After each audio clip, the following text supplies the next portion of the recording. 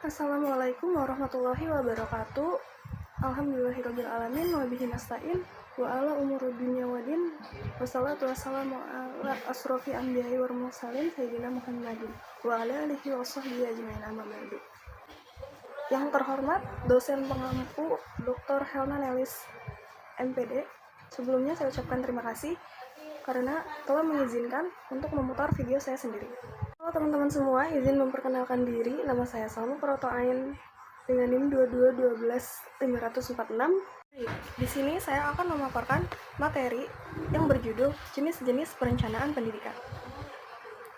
Sebelumnya, poin-poin dalam jenis-jenis perencanaan pendidikan itu ada yang pertama, perencanaan tingkat pusat, perencanaan tingkat provinsi, perencanaan tingkat kabupaten atau kota, perencanaan tingkat kecamatan, perencanaan desa atau kelurahan, perencanaan tingkat sekolah. Yang kedua, ada perencanaan pendidikan rasional, ada perencanaan pendidikan regional, ada perencanaan pendidikan lokal, dan ada perencanaan pendidikan kelembagaan.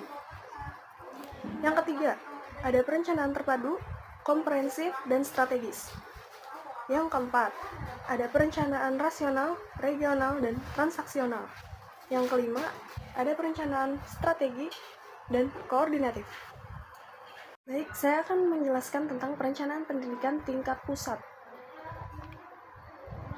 Baik, mengutip dari dikti.kemendikbud.co.id tentang rencana strategis Direktorat Jenderal Pendidikan Tinggi tahun 2020 sampai 2024.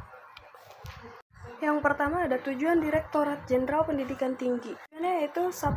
Penguatan mutu dan relevansi pendidikan tinggi. 2. Penguatan mutu dosen dan tenaga kerja pendidikan.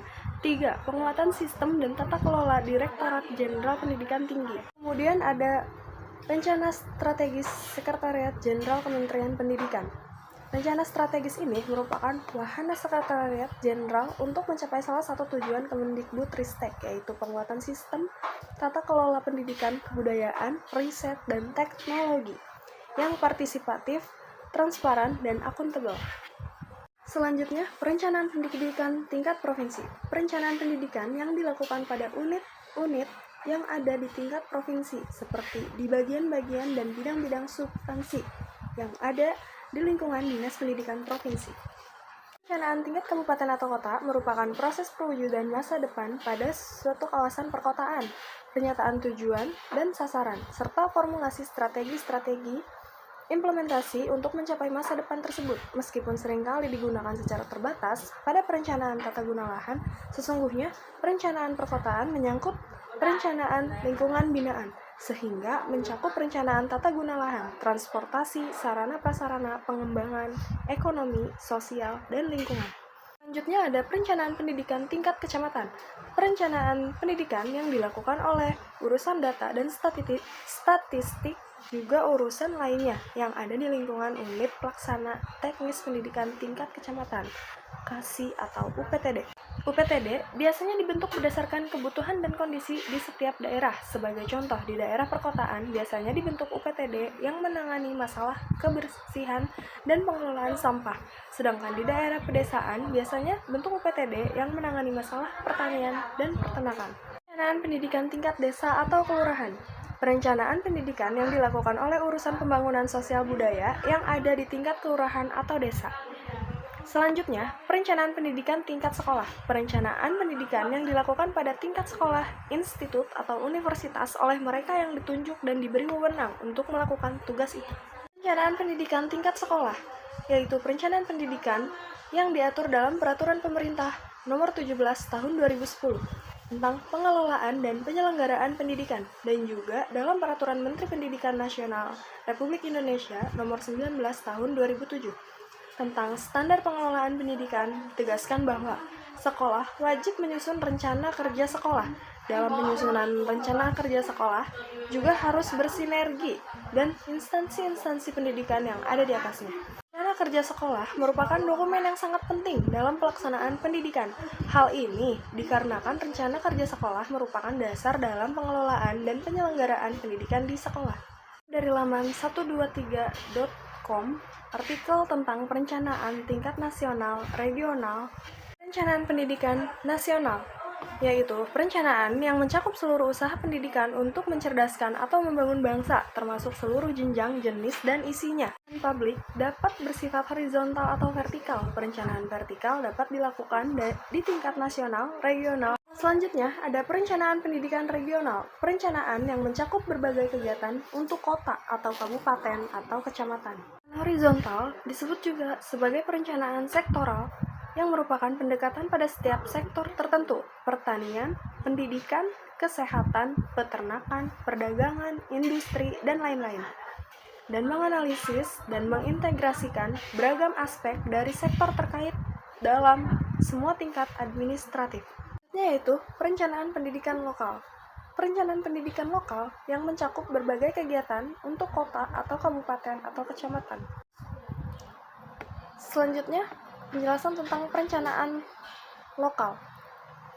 Mengutip dari textid.123.com tentang macam-macam perencanaan pendidikan. Perencanaan lokal adalah perencanaan yang dilakukan tingkat cabang dinas pendidikan dan kebudayaan di tiap unit kerja atau lembaga pendidikan. Perencanaan pendidikan kelembagaan. Perencanaan pendidikan yang mencakup satu institusi atau lembaga pendidikan tertentu saja, seperti perencanaan sekolah, universitas, pusdiklat, dan sebagainya. Kutip dari dikti.kemendikbud.co.id tentang kerangka kelembagaan berdasarkan Peraturan Menteri Pendidikan dan Kebudayaan Nomor 45 Tahun 2019 tentang organisasi dan tata cara Kementerian Pendidikan dan Kebudayaan. Pasal 138, Direktorat Jenderal Pendidikan Tinggi menjalankan fungsi sebagai berikut. Yang pertama, ada perumusan kebijakan di bidang pendidikan tinggi atau akademik.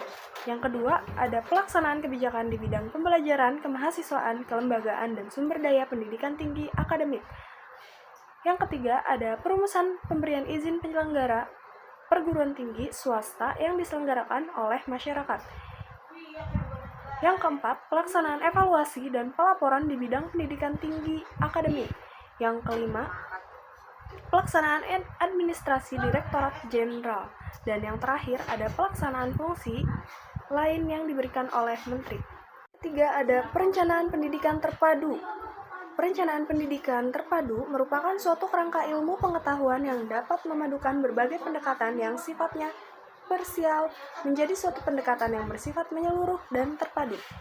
Perencanaan pendidikan komprehensif, yaitu perencanaan pendidikan yang komprehensif adalah perencanaan pendidikan yang disusun secara sistematis, sehingga membentuk satu kesatuan yang utuh dan menyeluruh tentang perencanaan, tentang penyelenggaraan, dan pengembangan pendidikan pada suatu wilayah tertentu yang kegiatannya meliputi perencanaan pengembangan pendidikan usia dini, pendidikan dasar, pendidikan menengah, dan pendidikan tinggi. Ada perencanaan pendidikan strategis. Perencanaan pendidikan strategis ialah perencanaan yang dibuat menggunakan skala prioritas dengan mengatur dan memanfaatkan berbagai sumber daya yang secara cermat dan efisien. Perencanaan strategis di bidang pendidikan memprioritaskan pembangunan dan penyelenggaraan pendidikan. Perencanaan strategi mengutip dari lampungrakyat.blogspot.com menjelaskan tentang dalam merencanakan serta menyiapkan strategi dalam pendidikan dapat juga menggunakan analisis dari data. 4. Ada perencanaan pendidikan rasional. Perencanaan pendidikan harus rasional atau systematic planning, yaitu perencanaan yang menggunakan prinsip-prinsip dan teknik-teknik berpikir sistematis dan ilmiah. Oleh karena itu, perencanaan harus menggunakan serangkaian proses dan langkah-langkah perencanaan yang sistematis, regional, efektif, dan efisien. Selanjutnya ada perencanaan pendidikan transaksional. Perencanaan pendidikan yang memiliki jaringan yang kuat untuk menghubungkan antara perencanaan dengan implementasi dari perencanaan dalam suatu program. Kelima, yaitu perencanaan pendidikan strategi. Perencanaan strategi di bidang pendidikan mengutamakan pada adanya prioritas dalam penyelenggaraan dan pembangunan pendidikan yang lebih menyangkut program, analisis, dan evaluasi terhadap tujuan dan sasaran, seleksi, dan desain cara untuk mencapai tujuan yang diinginkan. Keputusan yang ditetapkan adalah apa yang dapat dilakukan. Selanjutnya ada perencanaan pendidikan koordinatif, perencanaan yang bertujuan untuk mengarahkan jalannya pelaksanaan sehingga tujuan yang akan dicapai dapat dicapai secara efektif dan efisien. Iya, selanjutnya saya akan membacakan kesimpulan dari jenis-jenis perencanaan pendidikan. Poin pertama, perencanaan pada berbagai tingkatan adalah perencanaan pendidikan yang dapat dilakukan pada berbagai tingkatan, dari tingkatan nasional hingga tingkat sekolah untuk memastikan penyelarasan tujuan pendidikan secara luas. Poin yang kedua adalah perencanaan pendidikan berkaitan dengan berbagai tingkat cakupan, termasuk bersifat regional, rasional, lokal, atau yang berfokus pada kelembagaan tertentu dalam sistem pendidikan. Poin yang ketiga adalah pencapaian pendidikan terpadu dan komprehensif dalam perencanaan pendidikan, membantu menyatukan semua aspek dan elemen pendidikan dalam satu rencana strategis jangka panjang.